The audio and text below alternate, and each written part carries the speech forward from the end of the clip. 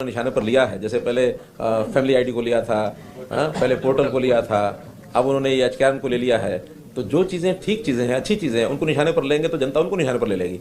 ठीक है ना। एचकेआरएन इन सब समस्याओं की निजात दिलाने के लिए हमने निगम बनाया है और वो आज भी उसकी जो उपयोगिता है वो उनको समझ में नहीं आ रही है। आज जो लोग जो उस नौकरी को कर रहे हैं, जो आउटसोर्सिंग पर जो उनके साथ अन्याय होता था, जो उनके साथ एक प्रकार से शोषण होता था, उस सब से बच गए हैं। सबको ईपीएफ के अंतर्गत दर्ज कर लिया गया है, सबको ईएसआई का बेनिफिट मिलता है, सबको सैलरी टाइम पर मिलती है, वो जो कट लगते थे वो सब खत्म हो गए हैं, सबको निश्चित अपना पता है। हाँ, इतना ही है कि वो है ये भी आउटसोर्सिंग का ही, ये कोई पक्की नौकरी नहीं है। इसमें हमने अपनी योजनाओं में जो प्लानिंग बनाई है, पारदर्शी बनाई है कि जो गरीब है, जो पुअर है, जिसको छोटा सा काम मिलने के बाद भी उसके परिवार का सिस्टम चल पड़ेगा, हमने प्राथमिकता उसको दी है।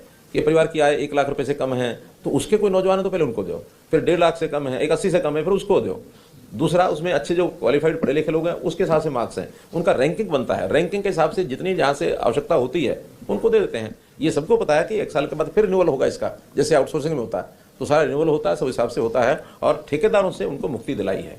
ये हमने कमिट किया था, हम ठेकेदारी प्रथा में से उनको बाहर निकालेंगे। अच्छा, शुरू में जो लोग नहीं आए थे, हमने ऑप्शन दी थी, जो इसमें आना चाहे आए, नहीं तो ठेकेदार के हिसाब से जो काम कर रहा है करता रहे।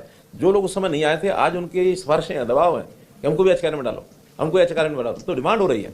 अगर ये इस प्रकार का होता तो फिर लोग डिमांड क्यों करते। और मैं कहता हूँ एक अच्छी चीज़ हमने शुरू की है और वो इसको टारगेट पर ले रहे हैं, तो कम से कम जिनको इनका लाभ हो रहा है वो तो सब उनके विरोध में खड़े हो जाएंगे।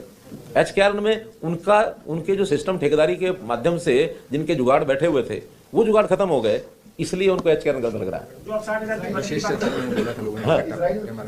लोगों को विदेश भेजा जाता है इलीगल तरीके से, इसको हर कीमत पर रोकेंगे। और अब हमने फॉरेन कोऑपरेशन डिपार्टमेंट और जो सेल है हमारा, क्या नहीं एचकेआरएन तो ही है, placement cell, overseas placement cell और फॉरेन कोऑपरेशन डिपार्टमेंट दोनों मिलकर के जहाँ की आवश्यकता होती है उनको कौशल रोजगार निगम के माध्यम से उनकी ट्रेनिंग कराई जाती है और फिर उनको भेजा जाता है। अभी लगभग 10,000 से ऊपर, 10,500 के आसपास एक हमने एडवर्टाइजमेंट की थी जिसमें 4,000 के आसपास लोगों ने अप्लाई किया है।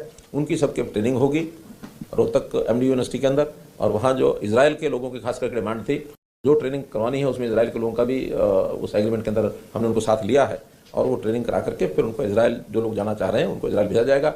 अगली एक एडवर्टाइजमेंट और 15 जनवरी के आसपास फिर से हम निकालेंगे ताकि जो लोग इस प्रकार से इलीगली जाने की कोशिश करते हैं उनको एक ठीक और साफ सुथरा स्वच्छ रास्ता मिल जाए। विदेश जाना कोई मना नहीं है और आखिर वहाँ जाकर के नौकरी करें या वहाँ जाकर के व्यवसाय करके अपना कोई फॉरेन एक्सचेंज भी कंट्रीब्यूट करते हैं, देश कहते हैं कि जो संभव है करना वो जरूर करेंगे, जो संभव नहीं है वो करना ठीक नहीं है।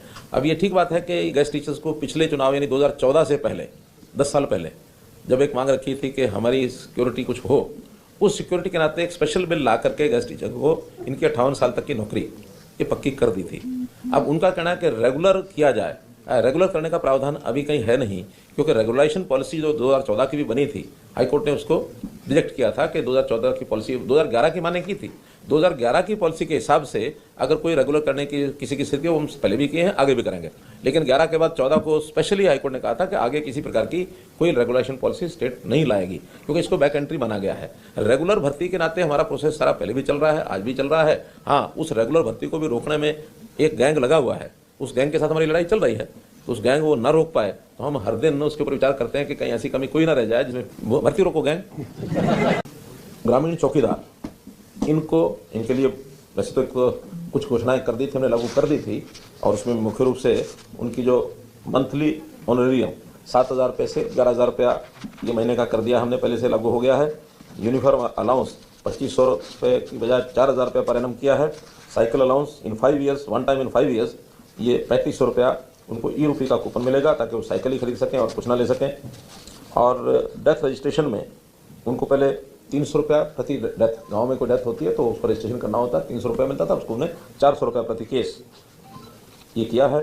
और एक चीज़, सेवानिवृत्ति के बाद 65 साल की आयु में उनको सेवानिवृत्ति होती है तो एक मुश्त 2 लाख रुपये की वित्तीय सहायता आज क्लियर कर दिया हमने कि अब रिटायरमेंट के समय 2 लाख रुपया।